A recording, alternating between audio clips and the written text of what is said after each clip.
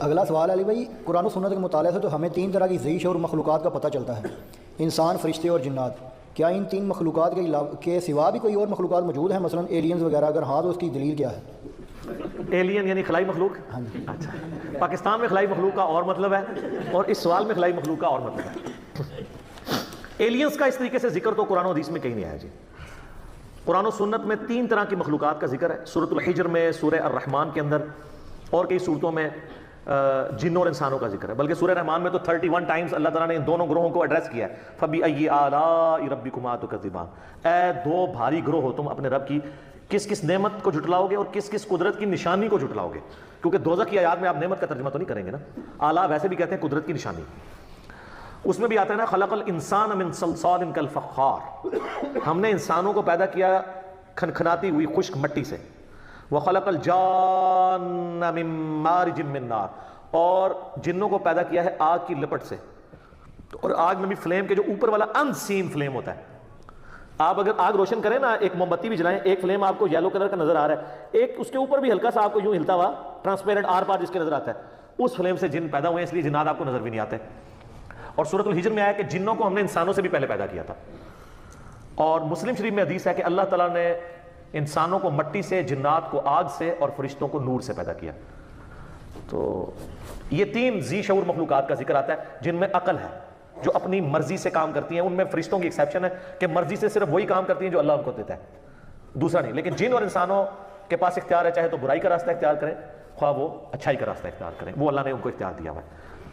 پکڑ آخرت میں ہوگی پھر، اس کے علاوہ کسی مخلوق کا ذکر نہیں۔ لیکن اشارتاً سورۃ المدثر کی ایک آیت میں ذکر ملتا ہے، جس کی وجہ سے یعنی محدثین کا، مفسرین کا یہ موقف ہے کہ اللہ تعالیٰ کی کچھ ان سین مخلوقات ایسی کائنات میں موجود ہیں جن کا اللہ تبارک و تعالیٰ نے اجمالاً ذکر کر دیا ہے، لیکن ان کی ڈیٹیلز ہمیں نہیں بتائی ہیں۔ یہ سورہ المدثر کی آیت نمبر ہے 31، اعوذ باللہ من الشیطان الرجیم، کافی لمبی ہے، جس میں وہ دوزخ پہ 19 فرشتے ہیں نا، اس کے کانٹیکسٹ میں اللہ تعالیٰ نے ذکر کرتے کرتے نا اس کو کنکلوڈ کیا، وَمَا يَعْلَمُ جُنُودَ رَبِّكَ إِلَّا هُوَ، اور تیرے رب کے لشکروں کو اس کے سوا کوئی نہیں جانتا، یعنی اللہ کی مخلوقات کو اللہ کے سوا کوئی نہیں جانتا۔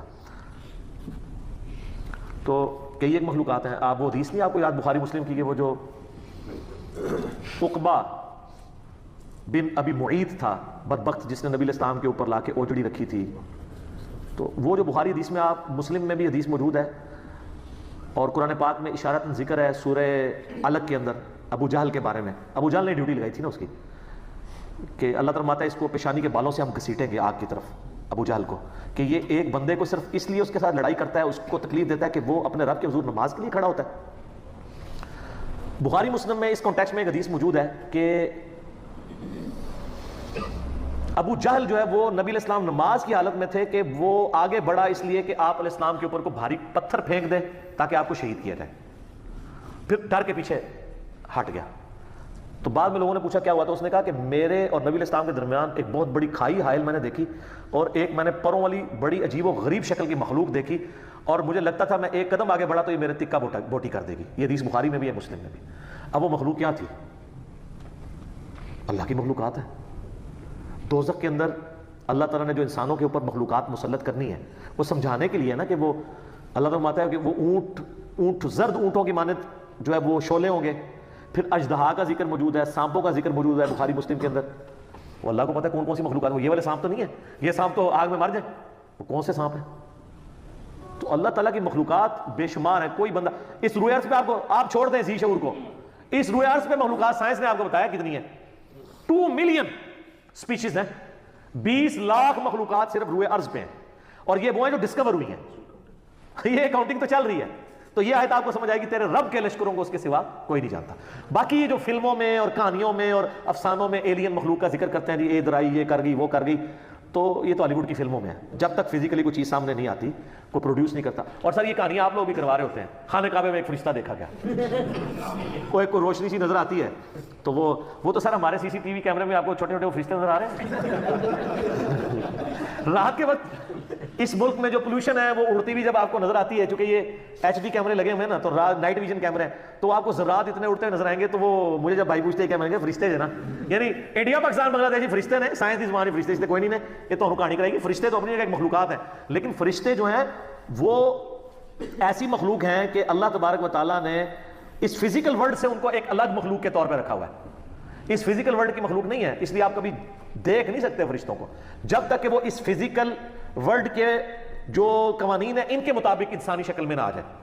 جیسا کہ حدیث جبریل ہے, مسلم میں تو ڈیٹیل ہے, بخاری میں بھی ہے, جیسے جبریل علیہ السلام انسانی شکل میں آئے, سفید کپڑوں میں, کالے ان کے یعنی بال تھے اور ایسے تھے کہ ان کے کپڑے کے لگتا تھا کہ کوئی سفر کے آثار بھی نہیں ہے, اور بندہ بھی کوئی آؤٹ اسٹیشن تھا. وہ جبریل علیہ السلام تھے, نبی علیہ السلام سے 1 to 1 سوال کر کے چلے گئے, گھٹنے سے گھٹنے ملا کے. تو اس طرح ہو سکتا ہے کہ فرشتہ انسانی شکل میں آ جائے. باقی یہ جو لوگ دعوے کرتے ہیں نا جی فلاں کو خضر مل گئے, فلاں کو فلاں بزرگ مل گئے, فلاں کو فلاں یہ ہو گیا, تو ساری کہانیاں ہیں سر. یہ تو کہانیاں اتنی ہیں, اور مجھے دکھ ہوتا ہے اس وقت جب ہمارے مذہبی طبقے کی طرف سے یہ چیزیں کہانیاں آتی ہیں. میں آپ کو پتا سبز پگڑی والی جماعت کے ساتھ بھی رہا, میں رائے وینڈ والی جماعت کے ساتھ بھی رہا, اور جماعتوں کے ساتھ بھی, جدھر بھی میں گیا ہوں نا اس طرح کی کہانیاں مجھے ملی ہیں.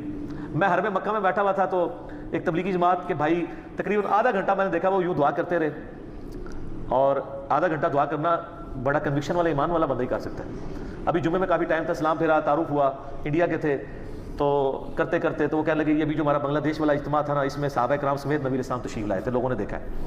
یہ عام ہے, اس کو کہتے ہیں کارگزاری. کیوں سر آپ تو خود جماعت میں ہے نا, یہ جماعت کے وہ رکن ہے جو باغی نہیں ہے, بابی نہیں ہے, بس مانتے ہیں کہ یار یہ کہانی ہے, کرتے ہیں یہ لوگ.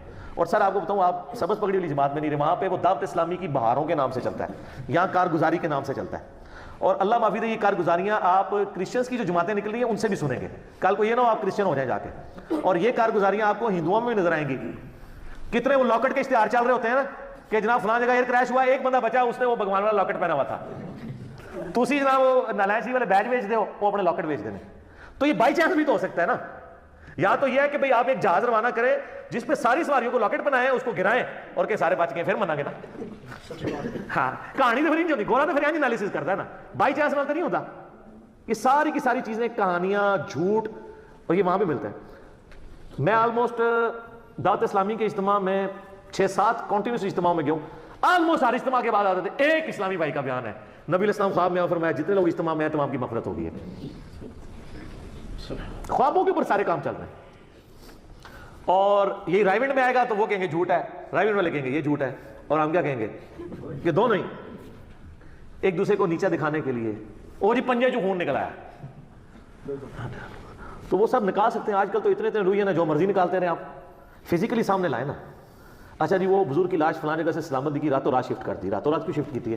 میں نے تو اس کا بڑا سادہ ملا دیا کہ لاش نکالنے کی ضرورت نہیں. جو اب بزرگ مر رہے ہیں بڑے بڑے, ان کو 1 ہفتے کے لیے رکھ دیں چوک میں دھوپ کے اندر, تو دیکھ لیتے ہیں کیا ہوتا ہے, پتہ چل جائے گا.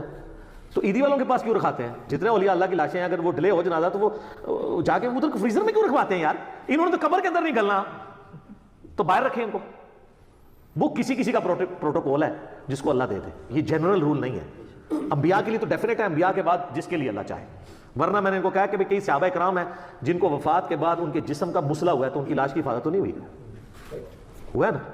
رومن امپائرز کی جنگوں میں کئی صحابہ کو تیل کے کڑاہوں میں زندہ جلایا گیا, روسٹ کیا گیا ان کو, وہ تو نہیں بچے. سر دنیا بقدر ایفرٹ ہے. اس سے بھی بڑھ کے ابو عبیدہ ابن جرح طاعون کے مرض میں مبتلا ہو کے شہید ہوئے ہیں. سر طاعون کے مرض میں انسان کی کیا حالت ہوتی ہے؟ جسم کے اوپر پھوڑے نکلتے ہیں اور پھر تعفن پھیلتا ہے اور اس کی تکلیف سے انسان مر جاتا ہے. اتنے بڑے بڑے پھوڑے نکلتے ہیں. اور یہاں وہ جنید جمشید صاحب جب شہید ہوئے ایئر کریش میں تو کہتے ہیں دیکھو جی کیسی موت مرا ہے. تو میں آپ سے پوچھتا ہوں ان کو تو چھوڑ دیں. ابو عبیدہ ابن جرح طاعون کے مرض میں فوت ہوئے, اور وہ شخص جس نے یرموک کے اندر رومن امپائر کو گھٹنے ٹیکنے پہ مجبور کیا, بیت المقدس جس کے ہاتھوں پہ فتح ہوا, اور حضرت عمر ان کو آخری وقت تک خط لکھتے تھے کہ تم واپس مدینے آؤ, میں اپنے بعد تمہیں خلیفہ بنانا چاہتا ہوں, لیکن وہ 18 ہجری میں شہید ہو گئے. اور جس کے بارے میں بخاری مسلم میں حدیث ہے ہر امت کا کوئی نہ کوئی امین ہے, اور میری امت کا امین ابو عبیدہ ابن جرح ہے. جس کے بارے میں مسلم شریف میں حدیث ہے, عائشہ کہتی ہیں کہ میرا خیال ہے کہ نبی علیہ السلام اگر اپنا خلیفہ کسی کو بناتے تو ابو بکر کو بناتے, اور ابو بکر کے بعد کسی کو بناتے تو عمر کو بناتے, اور عمر کے بعد کسی کو بناتے تو ابو عبیدہ کو بناتے. یہ مسلم شریف میں ہے. اور اس ابو عبیدہ کی موت کس طرح ہو رہی ہے؟ آپ لوگ ہوتے تو کہتے کہ جی وہ جناب نفل پڑھ رہے تھے, سجدے میں گئے اور وہیں پہ وصال فرما گئے. آج کسی بندے کی اس طرح کی موت ہو جائے, دوسرے فرقے والے کہتے ہیں دیکھو کتے کی موت مرا ہے. یہی کہتے ہیں نا. سر کوئی ڈیسیژن نہیں کر سکتا کہ اس کا دنیا سے ایگزٹ کیا ہے. کوئی شیر کے پنجرے میں مرے گا, کوئی ایئر کریش میں مرے گا, کوئی سمندر میں ڈوب کے مرے گا, کوئی میدان جنگ میں مرے گا. آخرت فیصلہ کرے گی کہ اس کے ایگزٹ کا انجام کیا ہوا ہے. ورنہ تو طاعون کے مرض میں کتنی تکلیف سے انسان مرتا ہے. آپ سوچ سکتے ہیں کتنے لوگ شہید ہوئے ہیں اس طریقے سے. تو ہم شہید بول رہے ہوتے ہیں, لیکن اگر آپ وہ جو مرض تھا اب تو دنیا سے آلموسٹ ختم ہو چکا ہے. تو لیکن وہ جس طرح موت ہوتی تھی, جو پھوڑے نکلتے تھے اور جو تکلیف آتی تھی, وہ سوچ بھی نہیں سکتا. تو یہ لوگوں نے اپنے اپنے کرائٹیریا بنائے ہیں. ٹھیک ہو گیا جی؟ جزاک اللہ.